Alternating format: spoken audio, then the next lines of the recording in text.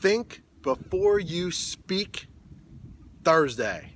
That's right. Today's a day that we're going to talk about basically thinking before you speak to somebody. Think about what you're going to say. Think about how that person will react to what you're going to say. And think about even the consequences of what you're going to say to that person and that how they're going to react. And think about what could come back to you from what you're going to say.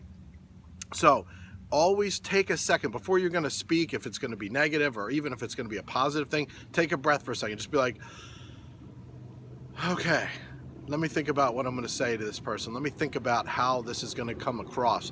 And also attitude, tone of voice, eye contact, all these things have something to do with it. Obviously, if you're on the phone or text messaging or something, that has nothing to do with eye contact or tone. That's why if you are going to talk to somebody, you should speak to them directly, obviously, if you have something to say.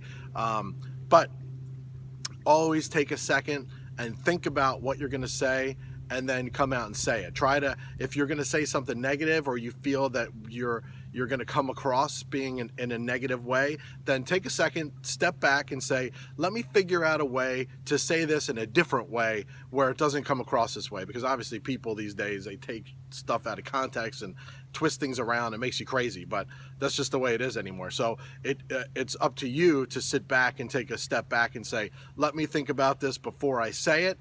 Let me make sure this is going to come across the right way. And if all goes well, you'll have a nice communicating conversation with somebody and things will be perfect. So remember, think before you speak. It's good advice. It's good for everyone to learn how to do this. And that's what I say today, baby.